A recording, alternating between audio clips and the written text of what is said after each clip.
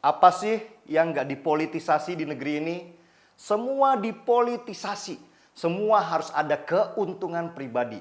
Sampai dalam kondisi bencana pun ada saja pihak-pihak yang ingin mendapat keuntungan dalam situasi.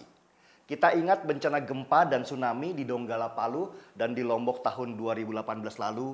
Ketika rakyat saling bantu, saling gotong royong, beberapa politisi di Senayan sibuk menekan presiden untuk menetapkan status darurat nasional. Dan suara mereka senada dengan suara LSM asing yang ingin masuk ke Indonesia. Mereka menekan pemerintah pusat untuk mengambil langkah sesuai pikiran mereka. Padahal mereka ingin mengambil keuntungan nama buat mereka sendiri. Tahun 2018 itu tahun politik di mana orang berebut suara karena setahun kemudian ada pemilihan presiden. Untung Jokowi presiden yang tenang dan tidak gerasa-gerusu dalam mengambil tindakan. Semua diukur dalam kerja tanpa perlu pencitraan. Dan kita melihat setahap demi setahap akibat dari bencana pun bisa teratasi. Sama seperti ketika dia menghadapi wabah ini.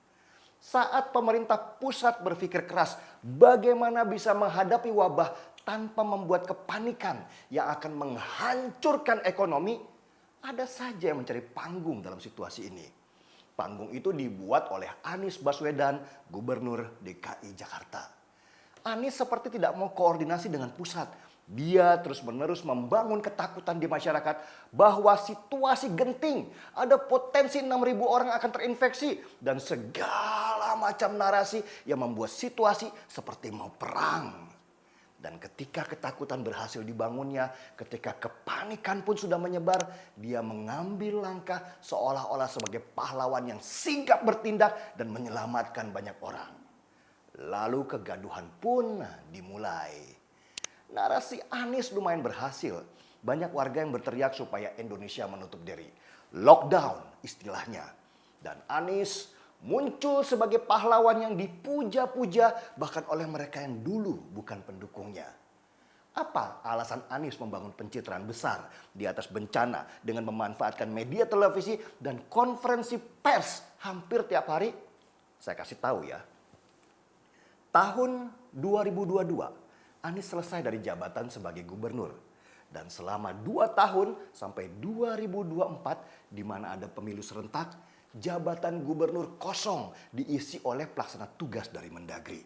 Dan ini kerugian besar buat Anies yang sangat berambisi menjadi presiden di negeri ini. Kerugian itu bukan buat Anies saja sih sebenarnya, tapi juga bohir-bohirnya, para pengusaha besar yang sudah merancang untuk bisa menguasai negeri ini secara ekonomi. Karena itulah ketika ada momen, mereka pun membangun panggung besar untuk menari-nari. Tidak peduli itu bencana, yang penting bagaimana bisa pentas di sana. Situasi ini jelas merepotkan pemerintah pusat yang berpikir bukan saja bagaimana masyarakat tetap sehat, tapi juga bagaimana ekonomi kita tidak hancur berantakan. Yang menyebabkan kita nanti harus berhutang lagi pada IMF dan Bank Dunia dan membuat kita nanti diatur-atur lagi oleh mereka. Karena itu Jokowi langsung mengambil tindakan keras dan cepat, menetapkan status bencana dan membentuk gugus tugas reaksi cepat untuk penanganan wabah di bawah kendali Badan Nasional Penanggulangan Bencana atau BNPB. Dan ketika gugus itu terbentuk, otomatis kendali daerah langsung diambil alih oleh pusat. Anies Baswedan didatangi oleh Mendagri dan diminta untuk tidak bertingkah lagi. Anies mau tidak mau harus diam, panggungnya pun hilang. Lampu sorot padam dan teriakan puja-puji itu pun redam.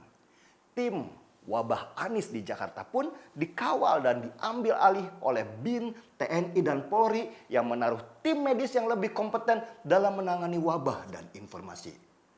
Jokowi tidak ingin bencana dipolitisasi bahkan oleh pemerintah daerah yang sebentar lagi akan menyelenggarakan pilkada. Bencana adalah bencana. Jangan dimainkan untuk menaikkan nama. Kalau diteruskan, ini jelas bahaya. Rakyat bisa panik, situasi bisa rusuh, dan ekonomi daerah bahkan nasional bisa hancur berantakan. Menarik melihat langkah Jokowi dalam memainkan caturnya kali ini. Dia tampil sebagai pecatur yang tanpa beban karena sudah tidak tersandera politik lagi. Situasi bencana ini harus diselesaikan bukan dengan sibuk berkata-kata, terus tampil di media massa, tetapi harus kerja dalam senyap supaya masalah bisa teratasi pelan-pelan. Saya harus angkat secangkir kopi untuk langkah pemerintah pusat kali ini. Dan bagaimana kita punya tanggung jawab sebagai anak negeri? Lebih baik kita mulai menyebarkan berita-berita positif tentang bagaimana pemerintah mampu menangani situasi bencana ini. Kita akan melewati situasi yang sulit ini. Banyak yang sembuh daripada yang mati. Lebih baik kita membangun pertahanan diri dengan melawan ketakutan yang disebarkan. Kita harus jadi agent of change, bukan agent of fear. Kita nyalakan lilin sebanyak-banyaknya daripada sibuk mengutuk kegelapan yang ada. Disinilah kekuatan bangsa diuji. Bisakah kita bersatu, saling menyemangati, dan saling bergandeng tangan menghadapi situasi berat yang dihadapi bangsa ini? Saya adalah bagian daripada agent of change bangsa ini. Siapa yang mau berdiri di samping saya saat ini? Markibong, mari kita bongkar semua. Saya seruput kopi.